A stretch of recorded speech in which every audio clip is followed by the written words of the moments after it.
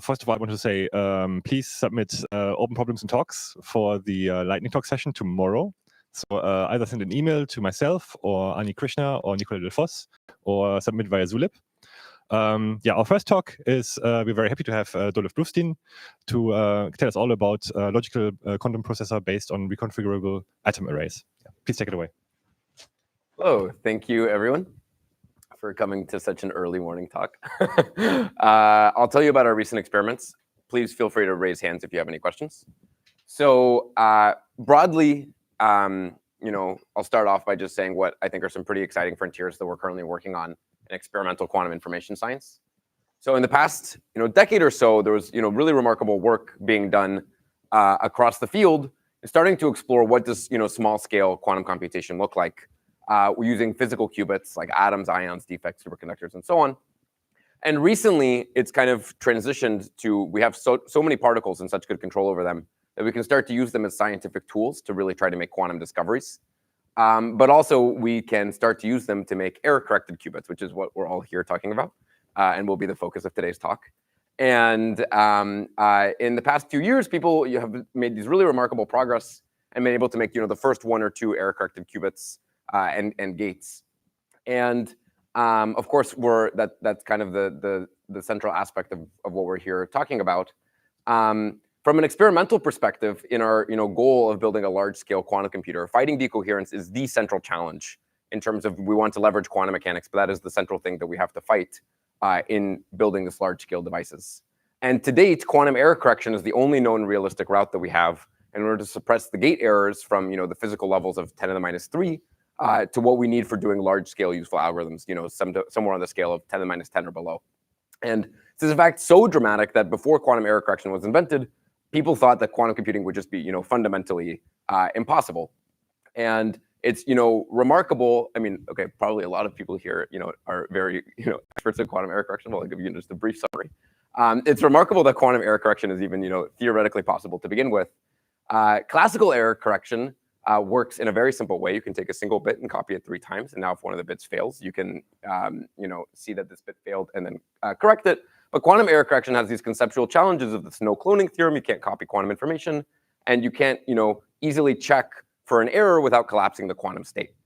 And so this, remarkable theoretical breakthrough of quantum error correction several decades ago uses this fundamental principle where you use entanglement to now, take a logical qubit that you care about and hide it across many individual physical qubits non-locally in order to encode an error-corrected or logical qubit. And by being delocalized, this logical qubit degree of freedom now becomes hard for us to accidentally manipulate.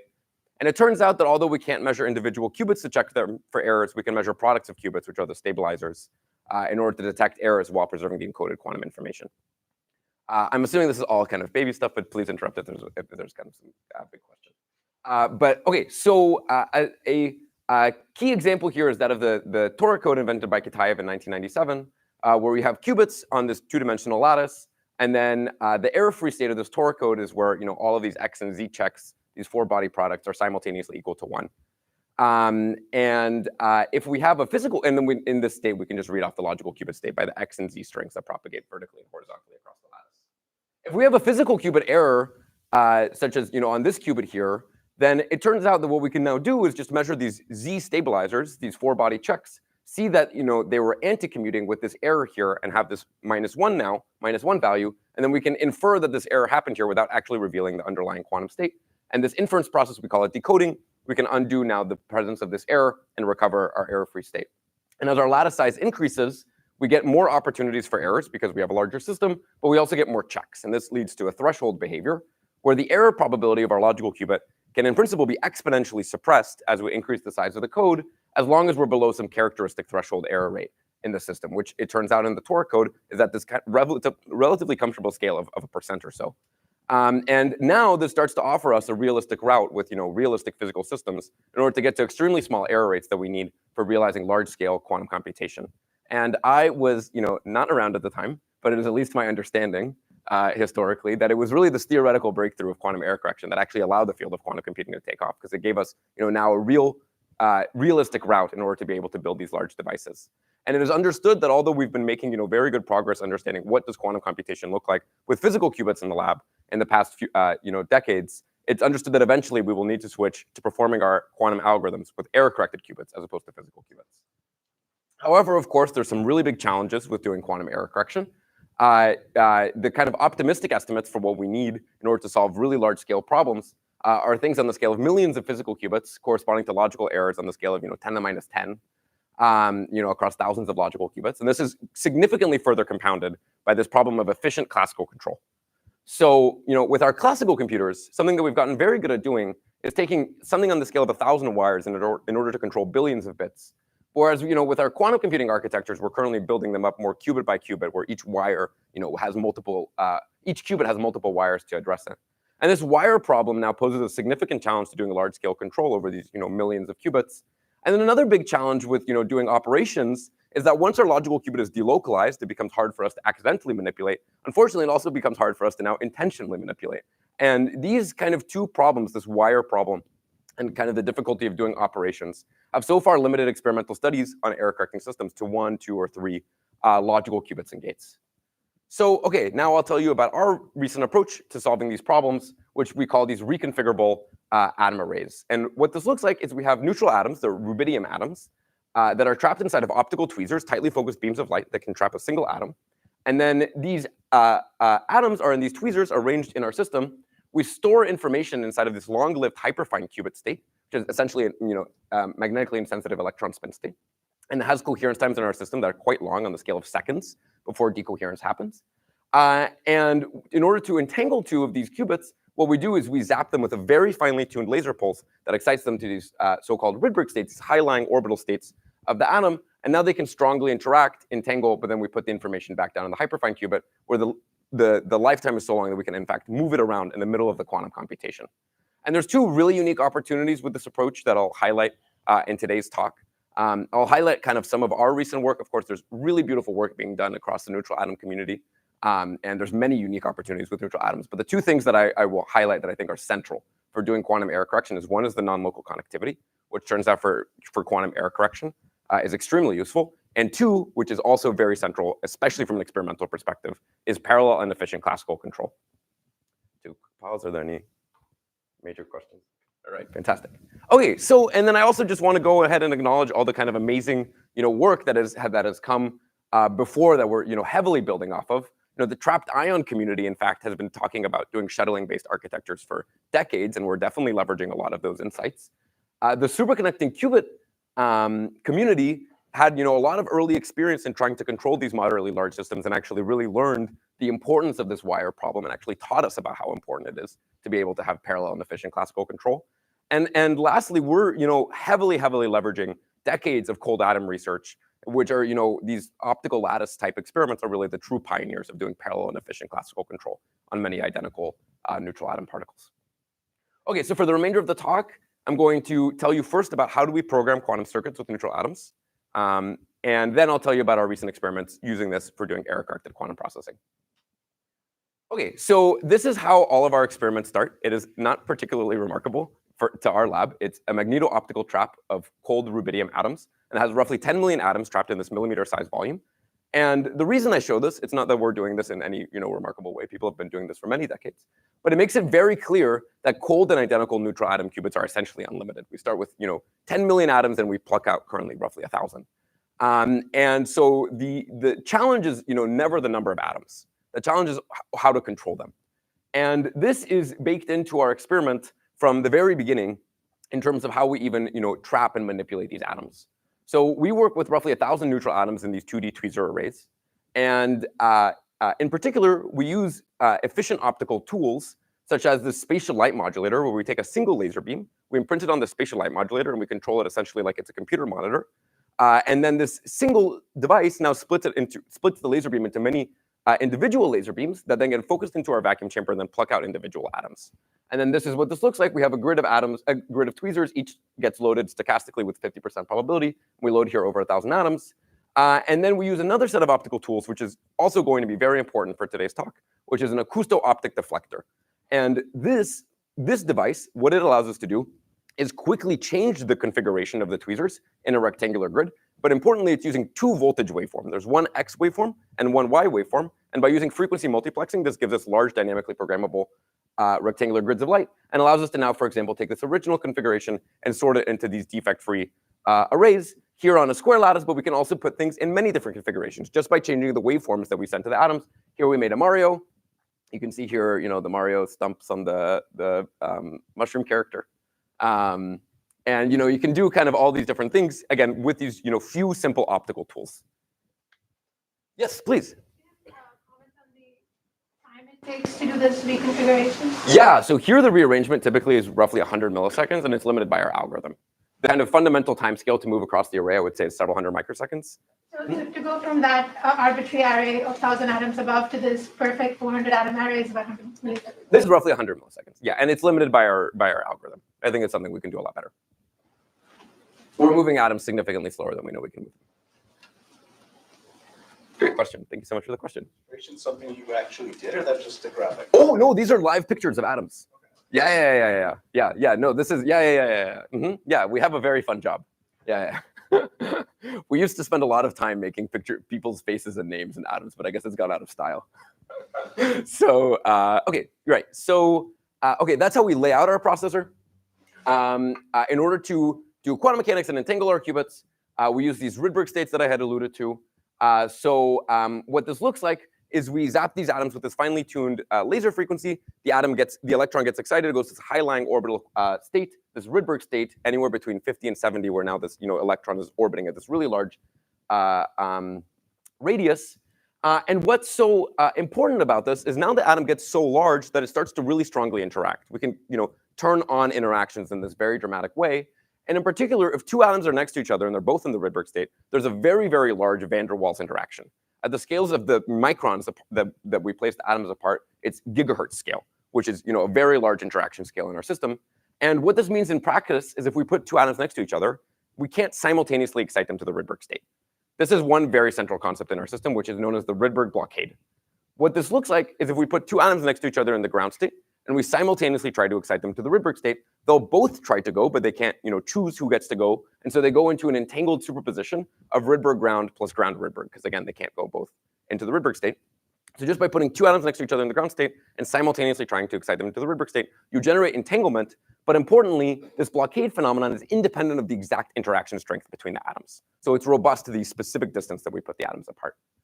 And we've used this Rydberg blockade mechanism in our group and also across the neutral atom community in order to do a variety of analog or Hamiltonian evolution studies in the past few years. And what these experiments look like is we position these atoms not in a Mario grid, but in something like a Kagome lattice. We turn on a global excitation laser, which now applies this Rydberg blockade mechanism across this lattice. And then we get complex quantum dynamics that emerge. Excuse me. For example, making types of states like quantum spin liquids. Also, we can explore things like phase transitions, non-equilibrium dynamics, combinatorial optimization. And we've had a lot of fun doing a lot of many-body science and searching for discoveries, again, with these very simple optical tools. And now that we want to do error correction, of course, we have to switch to a digital modality. And digital circuits, composed of single qubit and two qubit gates, are more nuanced. They have more degrees of freedom. And we want to be able to realize these controllable quantum operations or gates, in order to make universal quantum computation. And although there's more degrees of freedom, we really want to preserve this efficient classical control that allowed us to do all these analog studies. Here, a really important breakthrough in the field, charted by Harry Levine in particular, was the way that we do the two qubit gates in recent years. Although people have been doing two qubit. Yep. Okay. No, sorry. Okay. Anyway, point is this Levine-Pichler CZ gate. The way it works is very slick. So what we want to do is entangle these two qubits that are in this hyperfine manifold where we can store information for long times. Again, the coherence times are seconds. But this really nice observation is that we can do this gate just with these global laser pulses in a very fast way. And to do a CZ entangling gate, what you want to do is take all these computational basis states back to themselves, but you want this computational basis state 1,1 to pick up a -1 phase with respect to the other ones. And it turns out that we can do this just by putting the qubits in 1, pulsing the lasers in just the right way. They go from 1 to R, and they come back down to 1. And then just because of this Rydberg blockade mechanism, this 1,1 state has a different Rabi frequency, and it has it because of this entangled coupling to this 1R plus R1 state that we had discussed earlier. And because of this different coupling, we get a different accumulated phase, even with just these global laser pulses. And this allows us to realize the CZ gate, again, with these simple global laser pulses. And so the two really important bullet points here is that we're doing global pulses, and we have this phenomenon of blockade. And again, this blockade is insensitive to the specific interaction strength between the atoms. And now this means, it digitizes the gate. It digitizes the interaction. If two atoms are next to each other, they do a gate. And if they're not next to each other, they don't do a gate. And that's how we can start to program quantum circuits, again, by putting particles next to each other, pulsing the laser. They entangle if they're next to each other, and they don't entangle if they're not. Okay.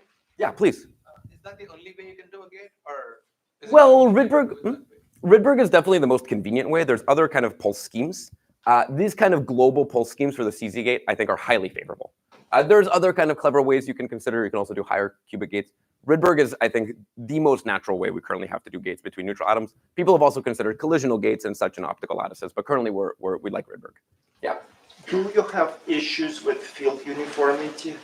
So it is something that we have to be patient to kind of homogenize carefully. I'll show you data in a second that's 99.5% fidelity on 60 qubits, 99.5% two-qubit gate fidelity on 60 qubits, and that was, uniform across the array within statistical variation. It's something that we need to be patient to kind of, keep homogeneous, but I think that's something that can be solved. Yeah. What happens to the qubits which are not in a pair? Oh, if it's just alone, then it just does nothing. So it gets excited to the Rydberg state, for example, and it still picks up gate error, but now it's as if the qubit it's almost as if it was next to a qubit that was in state 0. Because 0 doesn't couple to the Rydberg state. So it just turns off the gate. And if an atom is missing, for example, because it got ejected from the trap, it just turns off the gate. Cool. Yesterday, I took too many questions and I didn't finish my talk. So today, I'm going to keep going.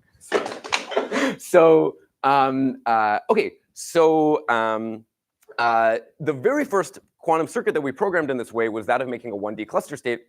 And what this 1D cluster state looks like is we put all of the qubits in plus, and then we do CZ gates on the links between the qubits. Here we have atoms in this SLM and AOD tweezers. So we pulse our global entangling laser once. This does a gate on the first link between the qubits. We then move half of the atoms in the array. And the way we do this is by updating this 1x voltage waveform that goes to our AOD, that with frequency multiplexing, we just move all of these qubits, and then pulse on the second entangling laser, pulse our entangling laser the second time, and then we realize this 1D cluster state that we can probe by looking at these, cluster state stabilizers, which, should be 1, and they're not because of decoherence. And probe, kind of how well we can make this cluster state. But okay, so to kind of really summarize, how do we program quantum circuits with our reconfigurable atom array approach? The position defines the gate through this blockade mechanism. And what we've developed in the community in the past few years is really exceptional control over the positional degrees of freedoms of the atoms, for example, putting them in Mario configurations. And now this efficient control over qubit positions maps onto efficient control over complex quantum circuits. That's the central insight. And but here, the fidelity of the circuits aren't perfect. And here it was limited in particular by our old two-qubit gate fidelity when we were first doing these quantum circuits, which at the time was 97.5%. And we've done a variety of technical upgrades in our system last year and the year before, working toward high fidelity digital circuits.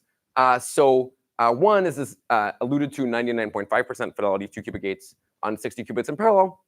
Here are the main things. We have higher power lasers. We also changed our gate technique, using in particular insights from these two theorists, George Rubio. And we have this 99.5% fidelity, again, that's homogeneous across our array on 60 qubits. There's also been really nice work from the Thompson and Andrus groups exploring also erasure. We can also now have fully programmable, but also parallel single qubit gates. So we actually use another AOD that can now send single qubit instructions to any individual atom that we want. So we can send any single qubit instruction to any atom. But what we can also do is in parallel, do a rectangular grid that we send an instruction like a Hadamard to half the qubits at a time, which for something like error correction is actually extremely powerful to be able to do these parallel instructions. And here we're doing, Rabi oscillations on half of the qubits with, again, addressing with this rectangular grids of the AODs.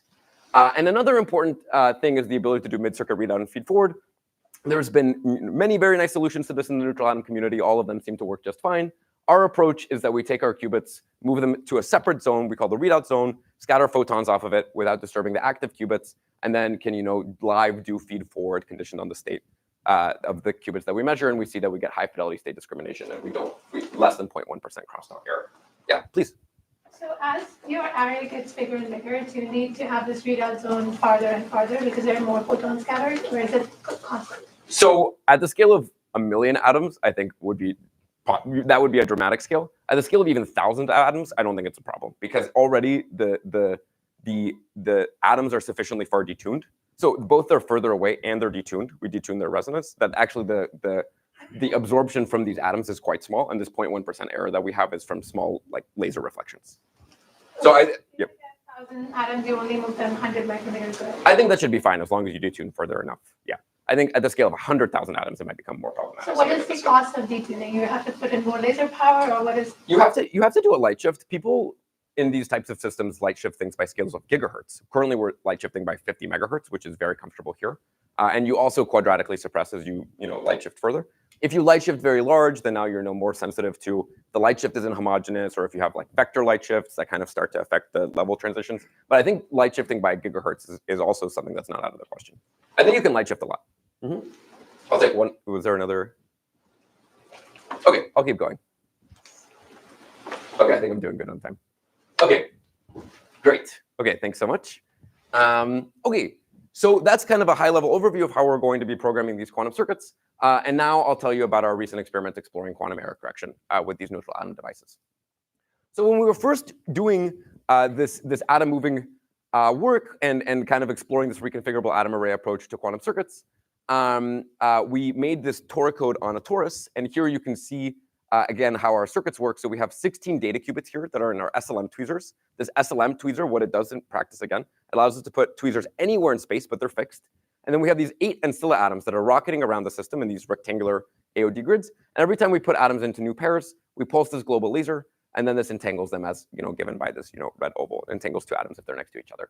And what I cannot emphasize enough is that the circuit that we're doing here is simply programmed by these simple optical tools, and we have order of 1 classical controls in order to control these many physical qubits, and here 2 logical qubits.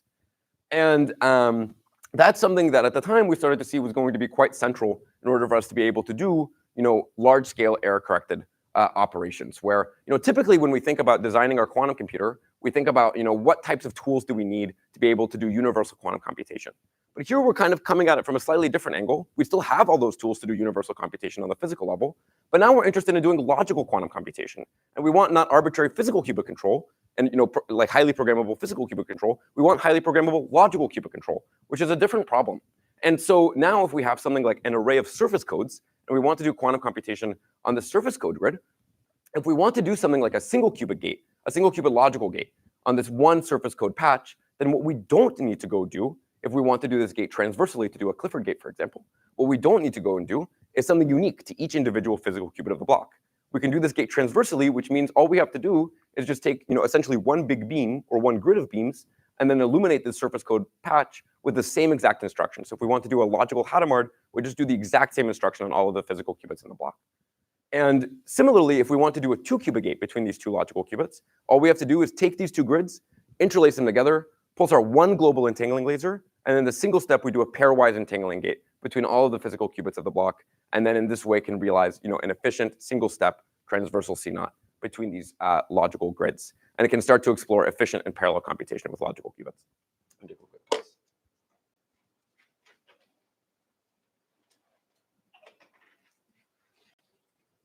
Okay. And I really want to emphasize this transversal CNOT point because I think it's central, and it is central to what I'll show you in the remainder of the talk. So earlier, what I told you is that we're delocalizing these logical qubits, and this makes them hard to accidentally manipulate, but it also makes them hard to intentionally manipulate. And now if we have, for example, 2 logical degrees of freedom that are delocalized across 2 different patches, and now we have to interact them through a chip, through an interface on a 2-dimensional chip, then now if we're trying to get these 2 delocalized wave functions to interact, it's actually something that's quite noisy. We have to do a lot of error correction in order to be able to maintain high fidelity. But if we can just take these 2 delocalized degrees of freedom, put them right on top of each other, and then directly interact them while they're still hidden by doing this transversal CNOT approach, then it's something that can work at a much higher fidelity. In particular, these transversal entangling gates are inherently fault tolerant. And fault tolerance, what this means is that errors can't spread within the code block, which is guaranteed by this transversal property. And so what this means is that D rounds of error correction are not necessarily required between each gate, unlike lattice-based approaches like lattice surgery or braiding. It also gives us, on a kind of large-scale algorithmic level, long-range and direct connections between logical qubits, which for certain algorithms could possibly have significant savings. And finally, from an experimental perspective, again, this is so central, all of the physical qubits just receive the exact same instruction and act like one big atom. And now the exact same way that we programmed quantum circuits between physical qubits in our first work, we can now use to program quantum circuits between logical qubits by essentially just treating these blocks as if they're one big atom. Let's pause for any questions here. Yes? Can you speak to whether or not there's movement capabilities? Like, are are you limited in the number of atoms that you can move simultaneously? Because in a large device, right, that would also constrain your computation. Oh, yeah. I mean, so currently we can move roughly half of our atoms at a Do you time. expect that ratio to continue as we scale up? Yeah, I think we would want to be able to maintain parallelism. Yeah. There's no, I mean, what is a fixed tweezer compared to a moving tweezer? I mean, I mean, the atom doesn't care if it's moving, right? So it's, I mean, you have these beams of light and they're either stationary or moving. There's no fundamental reason that it's easier to have, some station, I mean, things are moving with respect to each other. I think this is a large scale problem for sure, but I don't think that in the future we're going to have, 0.1% of our atoms moving at a time. Yeah. Yes. In the long term, do you expect to be able to take like a grid of say 1,000 atoms and quite literally permute their positions like in the same time step, or is that still going to always be kind of a thing that you have to do over some number of time steps? You're saying to do like an arbitrary permutation? Yeah, arbitrary full permutation. So I think what's going to be central in what I'm showing you here is that arbitrary full permutation might sometimes be too costly. In Harry's talk that he'll show later, there's this insight for studying hypergraph product codes that even for that, which looks very complicated, still you can do it in log steps, even with our currently the most basic optical tools that we have. So I mean, yeah, okay, that's the answer. Okay, thanks so much for the questions. Okay, so we're using all of these techniques in order to start to study, these first generation error-corrected quantum circuits. And another important aspect of our approach here, again, all of this being focused on doing parallel control of many logical qubits with only a few wires, is that of using the zoned architecture, where we have these transversal gates here that are inherently fault tolerant. We have the storage zone where we can idly store logical qubits for long times, where they're safe from errors because of the long coherence times in the system. Excuse me. We have an entangling zone where we can pick up two logical qubits, move them into the entangling zone. Move them into the entangling zone and entangle them in the single step with this single transversal gate pulse. And then we have this readout zone, which is our approach to mid-circuit readout, where we move the qubits away in the middle of the computation, can scatter photons off of them without disturbing the active qubits. And of course, this long-range connectivity gives opportunities not only for transversal gates, but also for exotic codes. We'll study 3D codes in this work, but we also have thoughts about, for example, LDPC codes. Okay, great. Okay, so that's our kind of first generation logical processor. As a very first example of probing what can we do with the system, we'll study the case of a transversal C0. So here in particular, to probe our transversal C0, what we'll do is we'll prepare two surface codes, one in logical state plus and one in logical state 0. And the specific approach that we do here is we have two arrays of data qubits. We do a single round of stabilizer measurements by having our ancillas have one ancilla patch measure the Z stabilizers in one code and one ancilla patch measure the X stabilizers in the other code. We move the ancillas away into our storage zone. Then we do our transversal C0 and move the logical qubits back. So a really central property of quantum error correction that we had discussed earlier is that you should be able to operations should improve as you increase the size of the code. There was this really beautiful work done by the Google team recently, seeing that you can improve the idling operation or the coherence time of a single qubit as you increase the size of the code from distance 3 to distance 5. And there's also this really beautiful work done with trapped ions entangling to distance 2 surface codes via lattice surgery. Here we're probing this transversal C0 going from distance 3 to distance 5 to distance 7. One important caveat, one important aspect of the way that we're doing this here is our state preparation is non-fault tolerant beyond distance 3, but it turns out that we can still use this circuit in order to probe the performance of the transversal C0. Okay, so in particular, in order to probe the fidelity of our logical Bell state, we do just like what you would do with physical Bell states. We look at the XX and ZZ stabilizers here of the logical qubits, and we measured the stabilizers in the XX and ZZ bases. And importantly, what we see is that as we increase the size of the code, we see that the logical Bell pair error improves, or the logical Bell pair error gets lower as we increase the size of the code, showing that we're below the threshold of this, effective threshold of this entire circuit that we have here. But importantly, something I want to highlight is that the effective threshold of this entire circuit here is higher due to nearby time boundaries in the decoding. And future work will, try to not only improve a single transversal C0, but try, by doing repeated rounds of error correction as we apply more transversal C0s, see that we can apply more transversal C0s by applying, repeated correction and removing entropy from the system. Another important aspect is once you start to do these algorithms with logical qubits in the lab, it starts to become really important how to do this decoding. And here, one thing that's really important is if we just use conventional decoding, here we get killed by the fact that we're doing non-fault tolerant state preparation of our surface codes. And broadly throughout our work, for this experiment and for other experiments that I'll show you, we're using this technique we call correlated decoding, which is being particularly led by a theorist in our group, Maddie. And it's a simple observation here, which is that if you have a single physical error on one of these two codes, and now you do a transversal C0, then it'll, in a deterministic way, propagate this poly error into being a correlated error between these two logical qubits. And now these two logical qubits share information about each other. And then we can do a better job decoding. We can do a better job at this inference process by leveraging these correlations between the two logical qubits. And in particular, the way that we're modeling this here is we have these decoding graphs for the individual logical qubits. And every time that they do a transversal gate, we add edges and hyperedges between their respective decoding graphs. And also, on a theoretical level, what we see here is this allows us to reduce the number of entangling, number of stabilizer measurements that we have to do from d rounds per C0 to roughly 1 round per C0. And it also primarily works for Cliffords, but there's also some application to doing non-Clifford gates.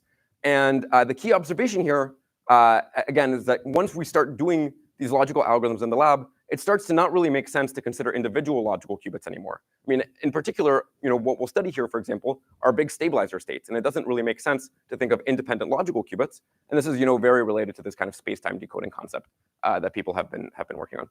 Yeah, please.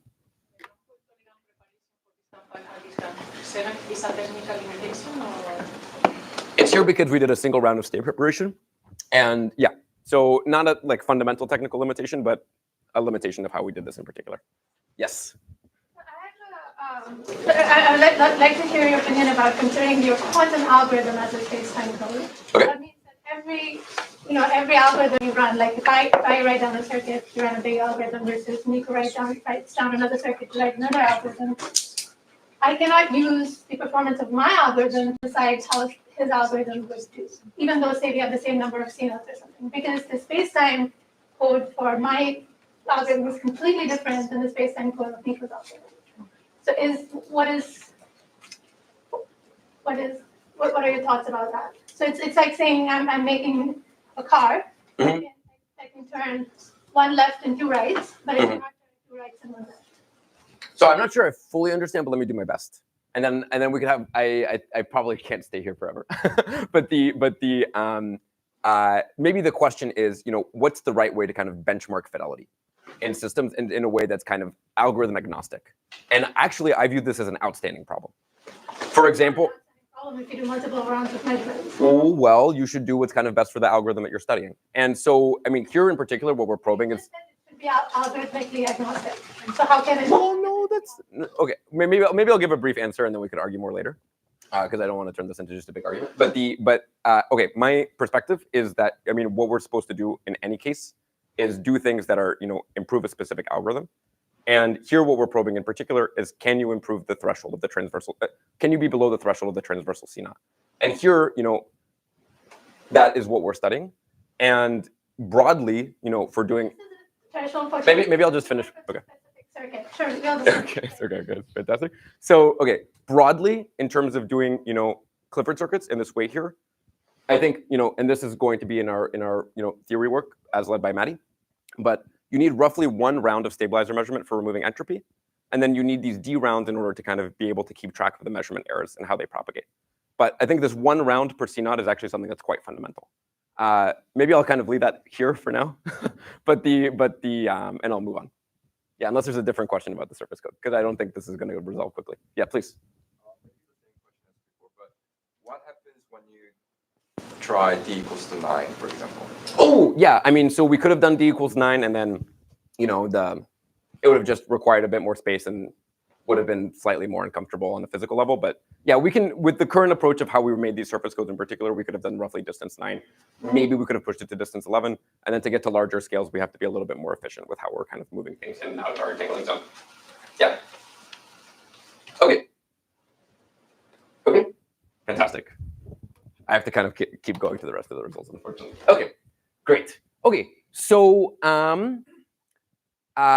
so that's one way we're using this transversal C0 and kind of exploring error correction in our system.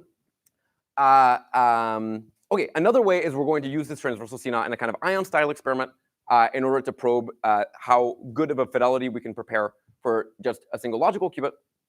And what we're doing in this kind of ion style experiment is we do a non-fault tolerant state preparation of our 2 distance 3 color codes we use a flag. Here in particular, we use an oscillological qubit as a flag, do this transversal C0, and then what we do is we just post-select on this flag, this oscillological flag, not having detected any errors, which now fault-tolerantly prepares this other logical block.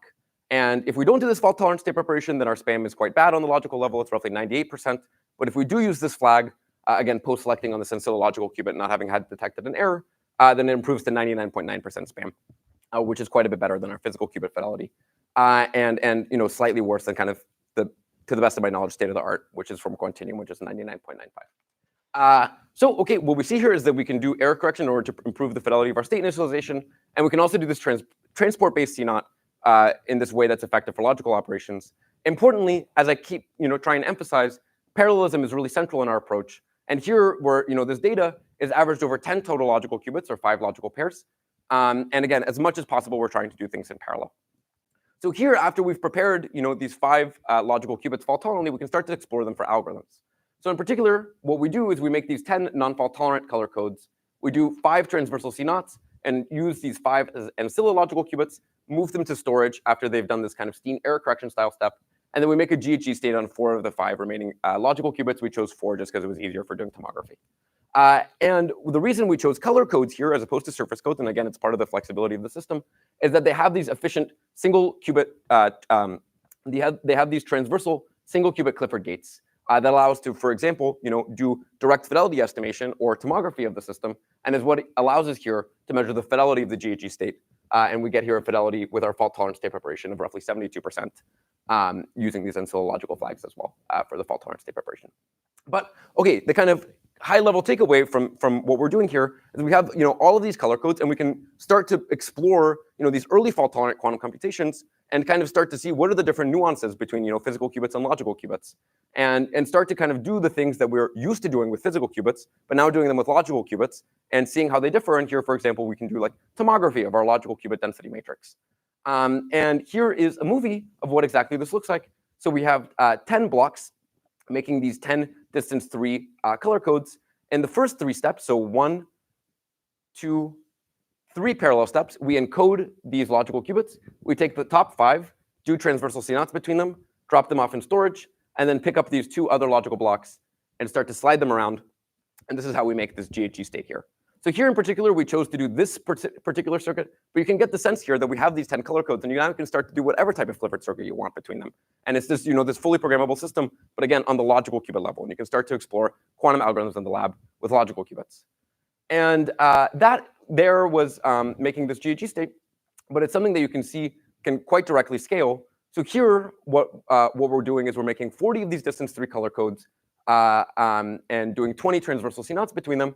And we're using techniques heavily inspired from classical computer architectures, again, in terms of having efficient control, where in classical computer architectures, what you can do is take information from RAM, process on it inside of your processing unit, and then put it back in RAM. And here we pick up identical atoms, do operations on them in this place where the gate is already calibrated, and kind of we can just directly increase the number of particles we're working with by just picking up from storage, operating on the entangling zone, and putting them back in storage, here at the cost of serializing time. Okay, any questions? Or yeah, please.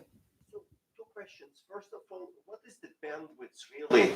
Namely, sort of your short time is the gate time, or maybe the motion time, which is what? So yeah, so the gate time is 200 nanoseconds. And it's significantly faster than the movement time, which is 200 microseconds. It's not really 2 seconds because you have crosstalk optical sort of, so you have some additional errors while you're doing the algorithms. No, I would say the coherence time is roughly 2 seconds. Like in practice, it's 2 seconds. So basically, you are saying that you can maintain coherence while doing these long chain of gates and over the time of a second. Well, so just the motion and just all the single qubit errors and all that is 2 seconds. Then when we do which is like a 1/e decay, and then when we do 2 qubit gates, that is actually what dominates our error. So every time, so that's the kind of right way to think about the error model in the system, at least right now, is that the dephasing is very small, but every time you do a 2 qubit gate, you pay a cost. And then second, can you do more than 2 layers at a time?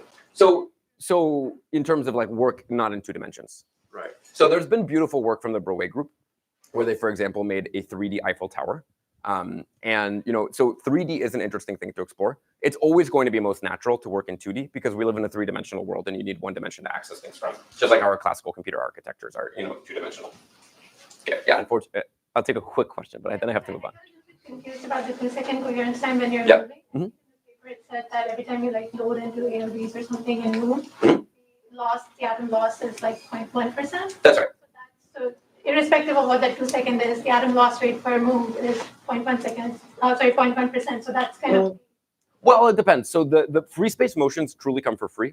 The transfers, currently the best we've gotten them is that the combined loss and dephasing is roughly 0.1%. Still in the kind of circuits that we've done here, we set up the whole circuit, which is some length of time, let's call it 5 milliseconds. The total amount of single qubit error that we have is typically consistent with 1 to 2 second total time. Which, I mean, it's clearly not like a fixed number. It's, but it's, too complex to, Okay, I think I need to move on.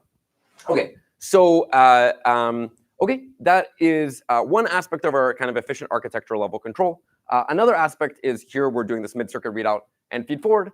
And what we do is we make a 3 logical qubit GAG state by taking this 1 logical block, moving it to the right, moving to the left. Again, these are pictures of atoms in case anyone was confused about that. And then we move this to the readout zone, scatter photons off of it, and then live detected state, do classically conditioned feed forward, conditional on the logical qubit state, do classically conditioned S gates here in order to test our ability to do feed forward and make a Bell state. If we don't do the feed forward, then here, because we're doing this in hardware, then the parities are 0. But if we do the feed forward, then we recover the Bell state, and it's limited by the underlying 3 logical qubit GAG state. We see if we just post-select on the middle qubit being in plus instead of doing the mid-circuit readout and feed forward, we get the same Bell state fidelity on the outer 2 logical qubits. Okay, so that's our mid-circuit readout and feed forward. Here, the whole time scale is 800 microseconds. Maybe I'll take clock speed questions at the end if anyone wants to talk about clock speed. Okay. So that's kind of characterizing various aspects of our zoned logical processor. Another aspect is now that we're starting to build these, quantum error correcting codes and start to study algorithms in the lab, there's lots of unique opportunities in terms of all the different error correcting codes that can be studied. I'm actually very inspired to learn from this workshop what are the types of different things that people are thinking about from the perspective of if we can be very clever, not only with picking an error correcting code that has favorable properties, but picking an error correcting code that is well suited to doing a particular algorithm. And in particular, now that we're entering this era of doing early fault-tolerant quantum computation, and we're searching for as many breakthroughs as possible, this kind of co-design of picking very clever algorithms that work very well for specific error-correcting codes and kind of this back-and-forth mentality is something that I think will allow us to do early applications that are actually quite interesting, much earlier on than we would have naively expected we could do. And one of the big challenges with quantum error correction that I've swept under the rug in today's talk is that error correcting codes only have a discrete gate set available to us. And when we're working with physical qubits, this is not a problem we have. We can do any type of angle we want. But here we only have a discrete set of angles we can realize. And with 2-dimensional codes in particular, we can only do the Cliffords like H, S, and C naught. But we can't easily do non-Clifford gates. And this is problematic for multiple layers. One is that you need a non-Clifford gate in order to complete a universal gate set. But another, which is actually, it's even more dramatic than that, if you're starting to study these things in the lab and trying to learn interesting things about how to work with logical qubits, you actually need non-Clifford gates to do anything which is non-trivial and anything which is, classically hard, non-trivial, at least from a simulation perspective.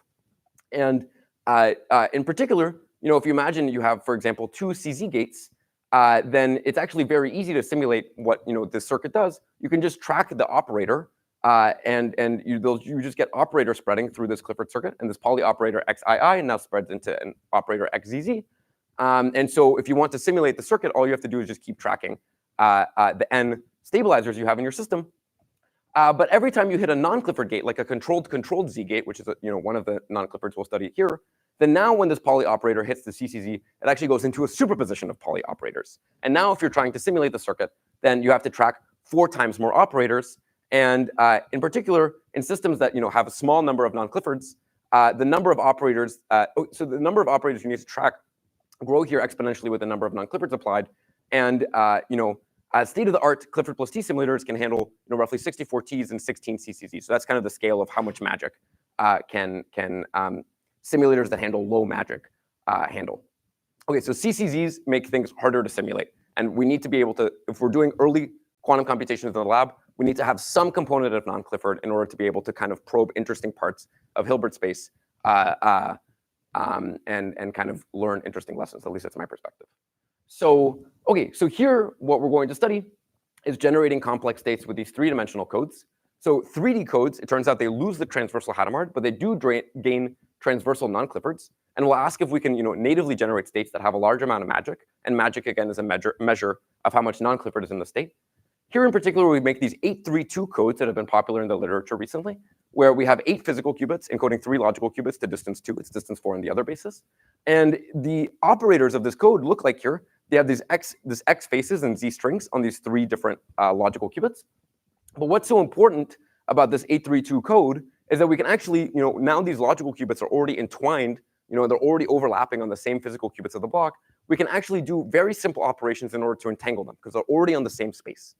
And in particular, we can do a CCZ between these logical degrees of freedom just by doing single qubit T gates on the physical level. And that sounds like cheating because we're going to generate entanglement now by just doing single qubit T gates, so single qubit rotations. But the key is that we're pay back our entanglement credit every time we do a transversal C0 between these various 832 blocks. So what this code gives us is it gives us CCZ and CZ gates within the logical block. It also gives us this transversal C0 because it's a CSS code as well between logical blocks. And we also importantly can do a permutation-based C0 by just moving the qubits around in the middle of the computation. And this realizes a C0 between these logical qubits in a very direct way. And here we're not going to study universal quantum computation. We're going to study can we efficiently generate a lot of magic. But importantly, with 3D codes, it's actually quite inexpensive to teleport in a Hadamard. The thing that's expensive with 3D codes is the d-cubed scaling. And so if you wanted to make these circuits universal, all you have to do is mid-circuit measurement and feed forward, similar to what we did previously in order to teleport in a Hadamard here. Okay, so we make here 16 of these 832 logical blocks corresponding to these 48 small logical qubits. Did you have a no? Okay. Okay. Is the setup relatively clear? We have 8 physical qubits, 3 logical qubits, distance 2. We can do really efficient entangling gates on the logical degrees of freedom within the block, and also transversal CNOTs between blocks. So here in particular, what we'll study is programming these complex quantum circuits. What this looks like is we encode all of our logical qubits in state plus, and then we do in-block CCZ and CZ gates. Then we do CNOTs between the blocks. And this is the logical circuit that we have here. So there's 48 lines corresponding to these 48 logical qubits. We do 48 logical CCZs and 228 logical 2-qubit gates. And we entangle everything here on hypercube. Part of the reason we choose a hypercube is it's very fun to say hypercube. Another is because it's actually a very fast scrambler, which makes this interesting from a kind of quantum scrambling and also quantum advantage type circuit implementation. And these circuits, it turns out, map to these so-called IQP circuits, which are a very well-studied class of supremacy circuits. We're not doing any type of quantum advantage tests here. In fact, we structured our circuits so that we could simulate them. But it's still in a kind of regime where it's interesting and we can kind of probe things in a complex way. Yeah? Yeah, we can. Yeah. I'm interested in what you have in mind. Thank you so much. That was the best part of my day so far. Okay, so okay, so now we're going to do sampling. Sorry, I'm speeding. I just want to get to the end of the talk. So we do these, again, quantum advantage type circuits, not claiming any quantum advantage. And we do the sampling task where we generate this complex quantum circuit, make this complex state, and then we do projective measurements and compare output distribution to the expected distribution. And the XCB here is this weighted sum of expected probabilities with the observed probabilities normalized from 0 to 1, which actually is a pretty good fidelity proxy for these IQP circuits, it turns out. Okay, and this is a really central plot, so please ask me questions if you're confused about what I'm plotting. So we have here this 2 to the 12 dimensional logical Hilbert space, and we're plotting the logical bit strings that come out. And if we don't apply any error detection, meaning we just look at the raw logical qubit outputs, then we already see that the kind of tiny little speckle patterns in the raw distribution start to overlap with the theoretical distribution. But as we apply more and more error detection, which for this experiment in particular in our work, we're doing post-selection because it's distance 2, so we're throwing out data in order to being able to do error detection here. As we're doing more and more of this error detection, you can see that the curves get closer and closer to the theoretical expectation. And it's kind of converging closer and closer to the theoretical distribution. And as quantified by the XCB, we get to an XCB of 0.7 here by throwing out here 17% of our data, 80% of our data, again, doing error detection. And this XCB here of 0.7 for this relatively complex 12 logical qubit circuit is actually quite high if you compare it to kind of state-of-the-art physical qubit implementations. Does this plot kind of make sense, or does anyone have any questions here? Yeah, please. Increasing error detection. So what does that mean? Like, what do you throw away? Why? Great. Yeah. So if we see, so it's essentially the number of stabilizer violations we see. Okay. Yeah. Yeah. Which essentially with the sampling approach with error detection, you get samples, and the samples are the logical qubit, and then the stabilizers are essentially a confidence interval on each shot of how likely do I think that this shot was correct. So it's like sampling, but with this error detection, it also gives you, some ability to how certain are you the sample is correct. Great. And zooming into this data just a little bit more, I still zoom into this data every once in a while because I think it's quite remarkable. Here, what we're plotting is this 2 to the 12 Hilbert space again, and we're plotting the theoretical bit string outputs overlapped with the experimental ones. And as we zoom in further and further, you can track this red arrow, for example. What you can see is that across this entire Hilbert space, everywhere we see a theoretical peak, we get a little experimental peak that reproduces it. And as we zoom in further and further, even again track this red arrow here compared to where it was here, these two tiny little peaks here, or these two peaks here. You can see even at this tiny little noise floor at the 10 to the minus 4 scale, we reproduce with our logical qubits these tiny little wiggles in the theoretical distribution. And when we've done these types of experiments before with physical qubits, this is not something that we see. Even when the fidelity here is not perfect, it's not perfect overlap between the theoretical and experimental distributions. One of the things that's really unique to doing logical implementations is that although we're getting this kind of complex analog computation, the errors appear to be digitized. It either does what you want it to do, or there is an error. And this is something we're still exploring here, but I think it's quite, it's an example of the interesting things you start to learn by doing these types of algorithms in the lab with logical qubits. What types of lessons can we learn? So that there was our 12 logical qubit sampling. Here we're studying up to 48 logical qubits, going from 3 to 6 to 12 to 24 to 48. And we're doing this sliding scale error detection here, where we do more and more post-selection conditioned on the state of the stabilizers. And what we see is that we get, in all cases, a finite XEB corresponding to a successful sampling experiment. And we see that this XEB score improves with doing increased error detection. We also see that this post-selected XEB here that we have is roughly a factor of 10. So this error detection here is roughly a factor of 10 higher than kind of the upper bound of how good we can do with our physical qubits, and also roughly a factor of 10 higher than kind of state-of-the-art physical qubit implementations of a similar complexity. And so here, of course, at the cost of measurement time, because we're doing this error detection approach, which is not scalable to a larger scalable to large systems. But again, it starts to explore a specific problem like sampling, where you don't have a different way to verify your sample. So it's actually an interesting kind of early test case of doing early generation logical algorithms.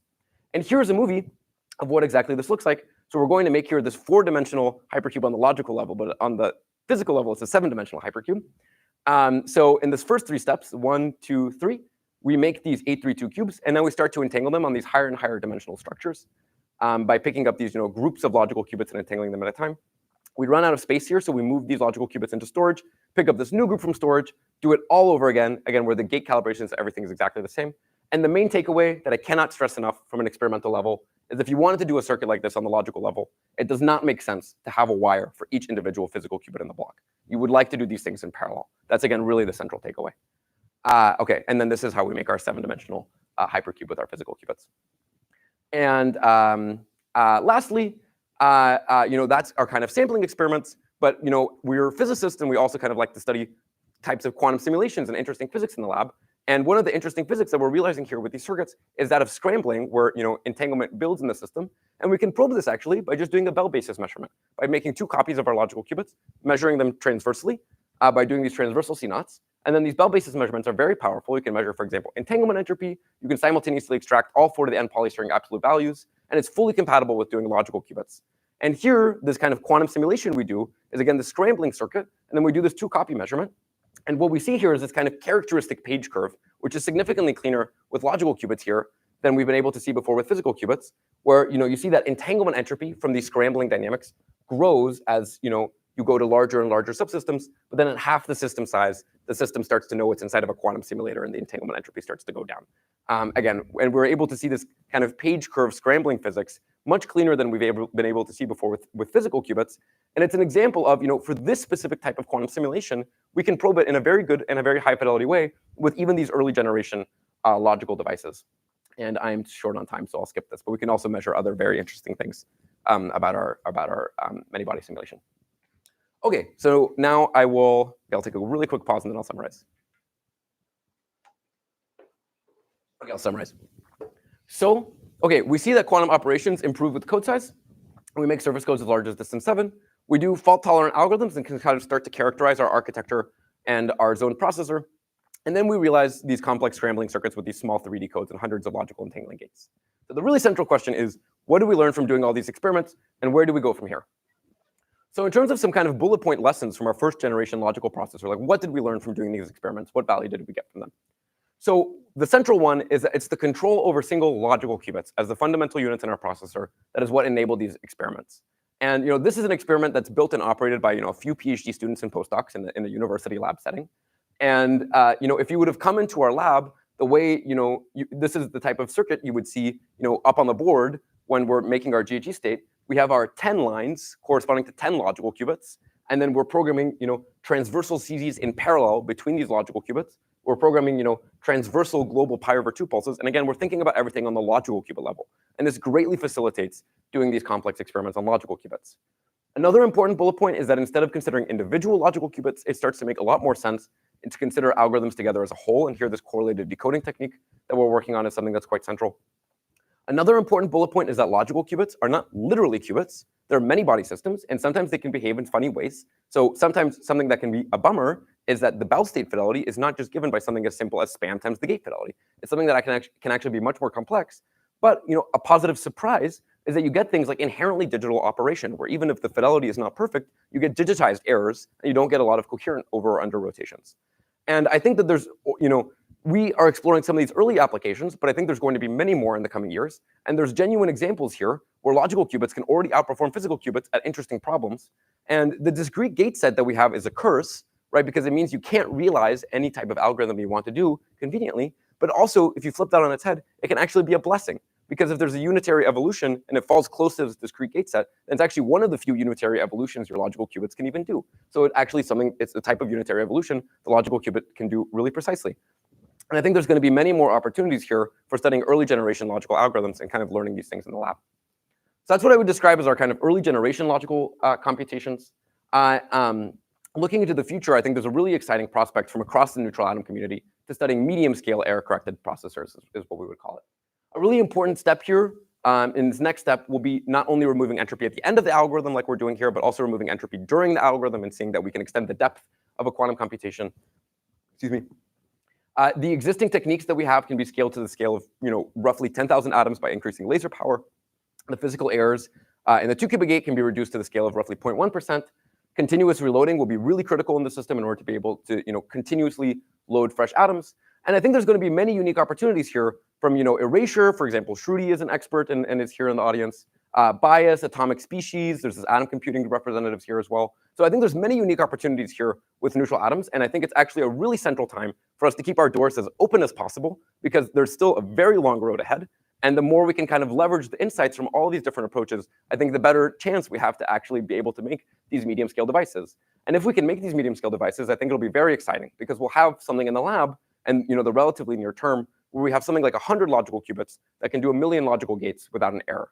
And that's something that won't necessarily solve the really large scale problems we have in mind, this kind of medium scale error corrected device. But I think it would be a very new tool for doing scientific discovery and exploration. And I think in particular, in the coming years, if we can start to build these devices, it will really change the way we explore quantum computation in the lab and also just how we explore quantum mechanics. And it also starts to highlight, for example, some open theory questions that I think we're really excited to hear what the community is excited about. From one perspective is, what algorithms should you even study with 100 logical qubits and 1 million logical gates? That's kind of an intermediate regime where we'll have these devices and we have to start asking, what do you even do with that? And another is, how do you structure these algorithms for efficient quantum error correction implementation, similar to how we found these efficient scrambling circuits, efficient sampling circuits here with these 832 codes. So that's what I would describe as our medium scale error corrected devices. But we're also, of course, still excited about how to get to large scale error corrected devices. And here we're again thinking something at the scale of thousands of logical qubits that have scales of 10 to the minus 10 error. And this is, to be honest, still quite daunting, because we need something at the scale of, for example, millions of physical qubits, and errors on the scale of 10 to the minus 10. And there's avenues we're excited about here and we're exploring, from LDPC codes and other kind of clever tricks to reduce the overheads of algorithms, power efficient trapping mechanisms, connecting different modules together photonically. But to be honest, this is something that's still quite daunting, And the reason I want to emphasize that so heavily is because here, my perspective is that we're still at an early stage, and we should be pursuing as many breakthroughs as we can get, both on the hardware design, but also in the code and algorithm design. And at least in my personal perspective, the experimentation we do in the coming years with the early generation logical devices and the practical lessons we learned and the kind of like arguments we have will reshape the way that we end up building these large-scale devices. So thank you. That's the end of my talk. Thank you. These are my amazing colleagues.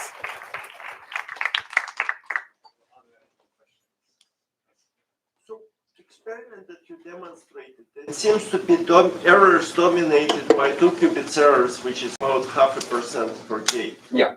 What about measurement? How to do it, and what is the fidelity, and how long it is? So the measurement at the very end is, at the very end of our circuit, is very high fidelity. Let's call it like 4 nines. It's standard atomic physics imaging techniques. The measurement that we do mid-circuit has a fidelity of 99.8%, and it takes 500 microseconds. And yeah, that's the end of the answer. Yes? 500 microseconds after moving. That's right. Moving itself takes how much? It took a few hundred microseconds here. Like Yeah. 30 seconds overall. Oh, it depends on how you count it. But yeah, I think that's, yeah. And you said 99.8. 8. Yeah. Just conservative lower bound, yeah.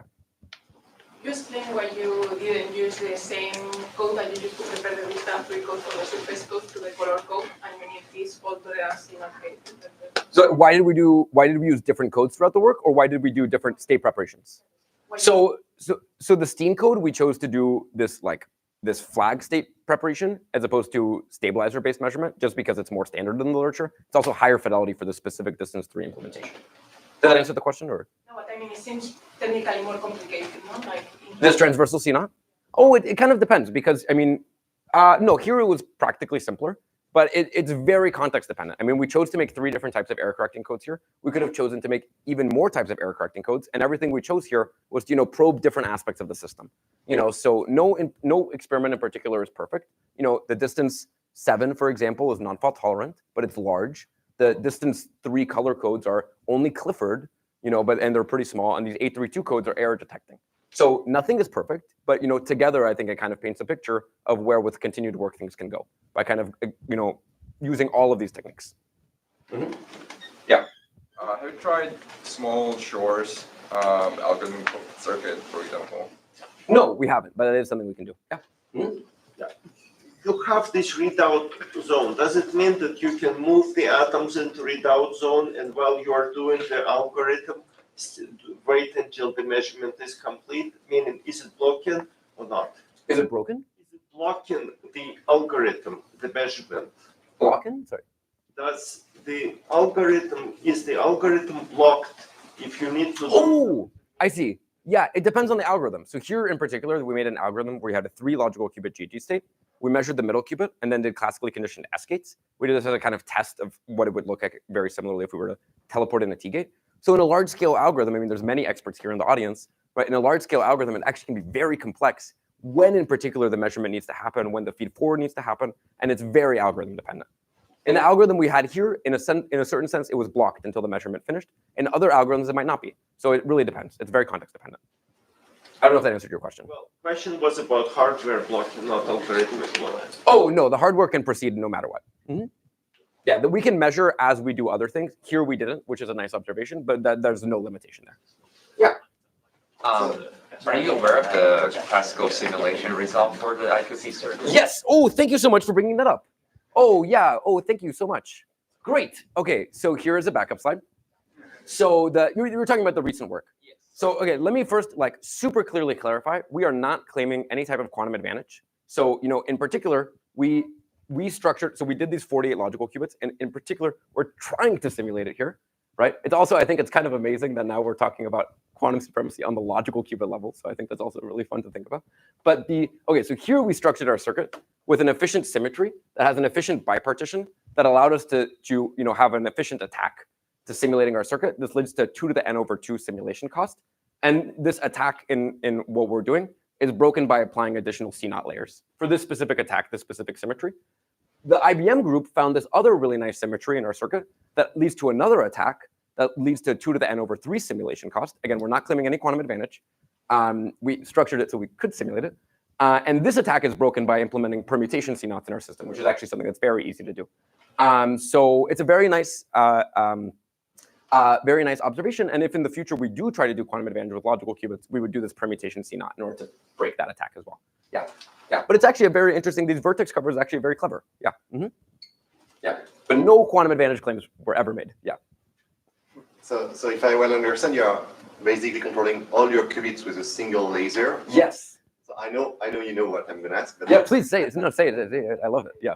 So when I hear that, I hear possible correlated error over the entire system. Yeah. Try to use the repetition code and to go as low as possible. Yeah.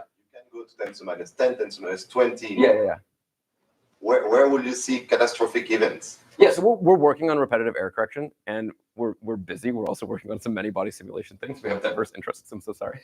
But yeah, I mean, so at some scale, there's always correlated error events, right? So we did probe correlated errors for our two-qubit gate in particular quite carefully in the supplement of our high-fidelity gates paper.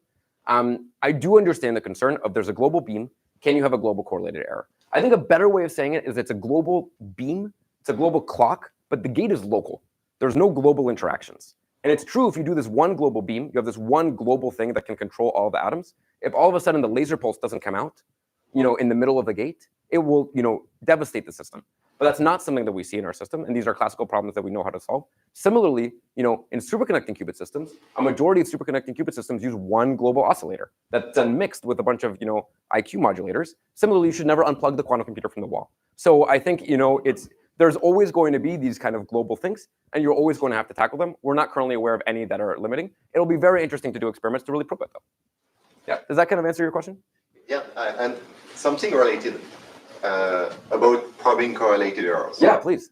Given that your system is slow, like all atomic systems, measurements are slow, what will it cost to run one of the standard benchmarking algorithm with this measurement speed? What do you mean standard benchmarking? I mean, we cannot ask Steve Lamia what he thinks is the fastest one, but if we estimate the fastest one with 500 microseconds for the runtime of measurements, it may take a long time before. Wait, sorry, benchmarking as in like Shor's algorithm? Oh. Or like randomized benchmarking? Maybe I don't understand. Like gate set tomography or benchmarking the noise in your system. I guess I don't fully understand. I mean, we do tons of benchmarking here in various different ways. I guess it would have to depend on the specific type of benchmarking circuit that you do or it's not. Maybe what I could say, so I don't know if I'm answering your question, but so clock speed is important for sure, right? I mean, at the scale of 1 million, so okay, my current thing that I'm super excited about, I mean, there's many different things we're excited about, is if we can make this device in the lab, we will not be having the same types of conversations. So that's something I'm currently pretty, excited about. And at this scale, if we have 100 logical qubits and this kind of movement time of roughly 100 microseconds, we also get this factor of desaving from the fact that things are transversal. It will take us roughly 10 seconds to run 1 million logical gates. That will be at the point where we're doing interesting algorithms. Then the experimentalist is going to sit in front of the computer, listen to all the times I said that clock speed is not the biggest issue at the moment, and then get annoyed, and then really try to speed it up. So in my mind, that's the kind of right scale where we should start to be really concerned. We should be exploring ways to make it faster, which people are exploring. So people do have ways to measure things in microsecond. There are also ways to do local gates so you can reduce some of the movement costs. But I think if we can build this device in the lab, that's the time when it's really like, it's going to take 10 seconds. You're going to be annoyed by how long it's taking. And then you're going to take the most clever route to make it faster. That's my view. But I think the work people are doing across the community to try and make things faster is very, very valuable. Yeah. Mm-hmm.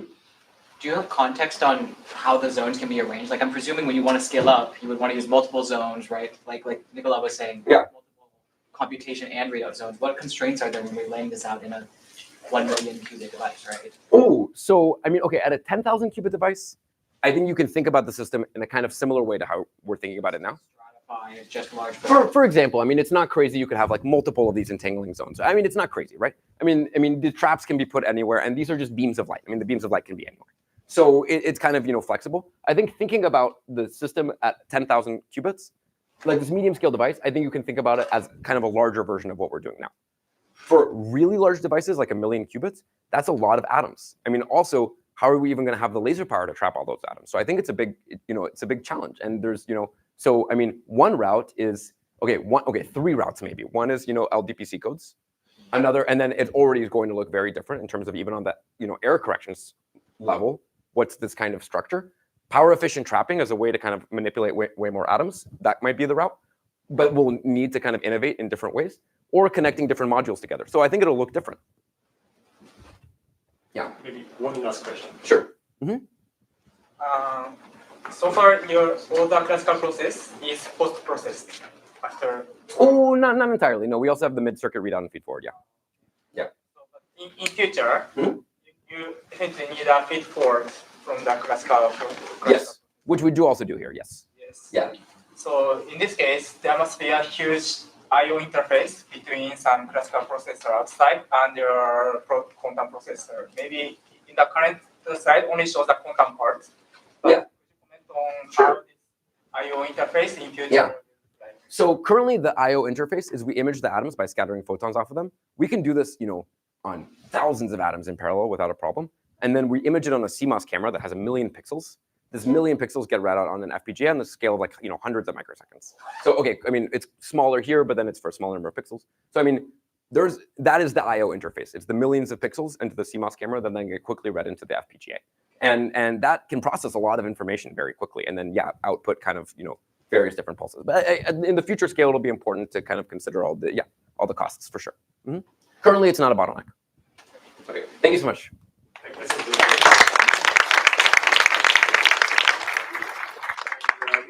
Again, half past or maybe 25 past by Harry, who will explain how the big platform works with